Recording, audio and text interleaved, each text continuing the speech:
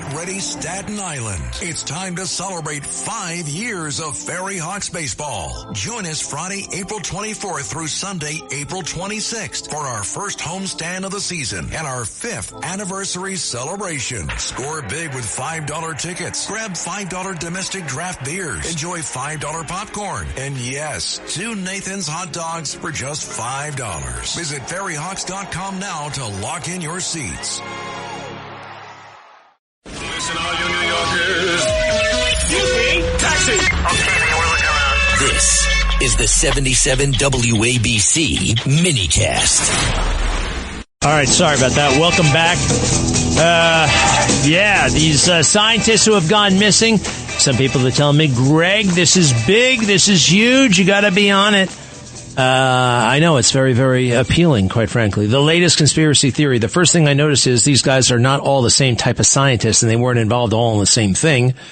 But President Trump is open-minded on the subject. Cut 8, please. Cut 8, President Trump from The Weekend. There are these 10 missing scientists with access to classified stuff, nuclear material, aerospace. They've all gone missing or turned up dead in the last couple months. Based on what you've been briefed, what do you think is happening here, and do you think that this is connected or totally random? Well, I hope it's random, but we're going to know in the next week and a half. I just left the meeting on that subject, so pretty serious stuff, but we're going to be hopefully, I don't know, coincidence, whatever you want to call it, but some of them were very important people, and we're going to look at it over the next All right. They were pretty important people, some of them. But some of them were pretty important a long time ago. Like a 2-star general, which actually isn't that all that important, to be honest. That's one thing that happens when generals become generals. They're like, what's up with all these other generals? There are a lot of generals walking around, and there are a lot of former generals walking around, all competing for the same jobs. And when you're competing for those jobs, well, that's where your loyalties are compromised. That's where you can be owned by the swamp if you're not careful. Best to stay away, far away. Now, I do want to give Brian Kilmeade the tip of the hat. We hear him here every day. Kilmeade is very, very, very much intrigued and possibly, well, he's a bit more skeptical than I am. He thinks there's something up. Kilmeade, as Sid would say. Cut 7. There are these 10 missing scientists with access to classified stuff. Brian Kilmeade. Cut Meade. All right.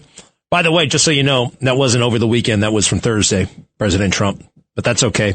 So let's hear the first thing that we already heard with Brian Kilmeade. Cut 7. There are these 10 missing scientists with access to classified stuff, nuclear material, aerospace. They've all gone missing or turned up dead in the last couple months.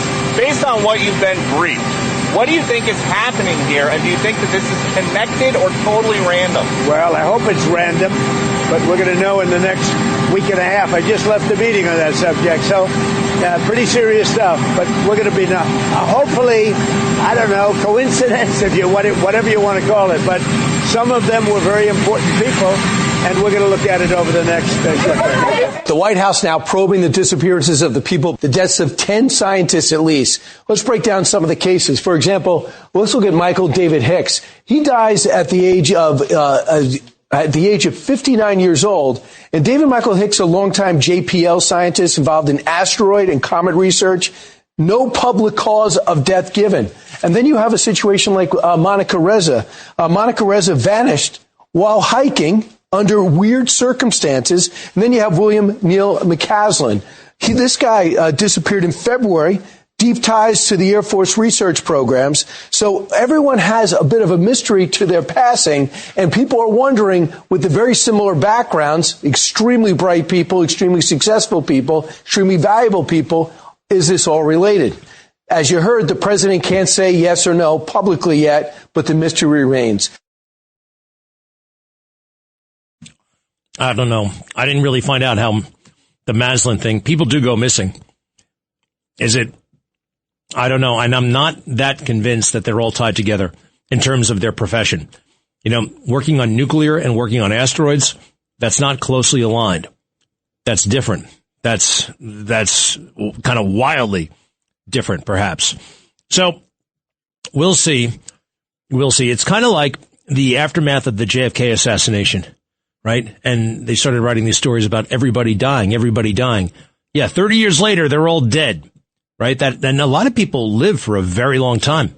Everybody, Clint Hill, a Secret Service agent who jumped in the limousine. That guy died like 2 months ago at the age of 101. So I don't know. I don't see it that way. But let me know. Hey, wait a second. Oh, phew. Asia Carrera is an attorney. Anybody remember Asia Carrera? The adult film star? Yes. Well, she just passed the bar. That pornography is one terrible business. It harms women, it harms men, it harms everybody involved in it, and it harms those who consume it.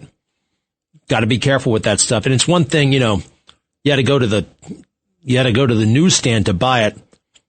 Now 12-year-old kids have it in their pocket with that damned phone. Digital dominance immersion. It has taken over everything. Some of us don't stand a chance, really. Don't stand a chance in this digital ocean that we're drowning in. How else does a guy like Mamdani become mayor of New York City other than by manipulating the digital currents of our toxic internet society? Cut one. One that surprised a lot of people in how cordial it was. How would you describe your relationship with President Trump right now? I would say that it's honest, it's direct, and it's productive. And are you still in regular contact with him? How often do you speak to the president? I'll keep the cadence of that between the two of us. Much of that is based on the premise of privacy. But what I will say is that those conversations, no matter how they happen, they return back to one thing, one of the few things that we have in common, which is our love for New York City and how to deliver for this same city. He said it after the first meeting that we had in the Oval Office. He told the press that were there that the better this city does, the happier he feels. That's exactly how I feel about the city as well. Understood. You're not going to give me the exact cadence, but is it fair to say you have had, to some extent, ongoing discussions since that first Oval Office meeting? Yes, and we've seen a second meeting at the Oval Office, and much of this is a reflection of the fact that he's the president of the United States of America. I'm the mayor of New York City, and we know that so much of what the city needs is also dependent on a relationship with the federal administration.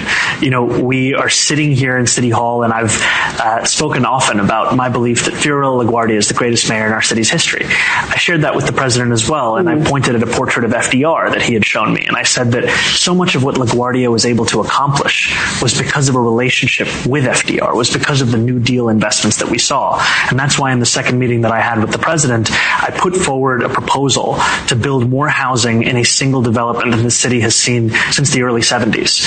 And it was something that he was interested in, and that's a big part of the conversation we're continuing to have.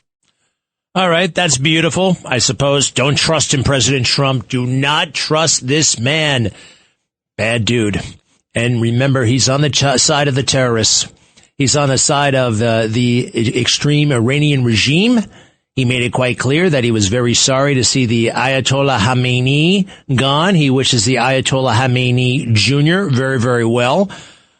Michigan as well. There's a guy running for the Senate up there, openly rooting for the terrorists. If anybody ever accuses Israel of genocide around me again, well, I guess you can do it. Everybody seems to be doing it, at least if you're under the age of 30 and stupid.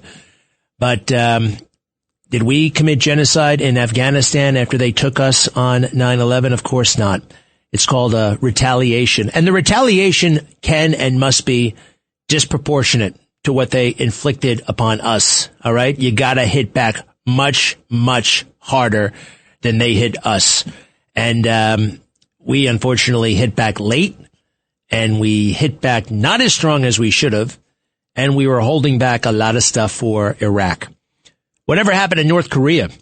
North Korea is still part of the axis of evil. One by one, the axis of evil is kind of going down. Iraq is now officially an ally of ours.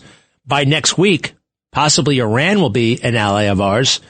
And North Korea still totally hates us, but not as much as they could have or did, because President Trump is in the office. Have you seen over the weekend they put out a video where they launched another missile that drops cluster munitions. Cluster munitions are very, very, it's bad. It's like a bomb, like a picture of a big bomb that disintegrates into little bomblets, little pieces of a bomb.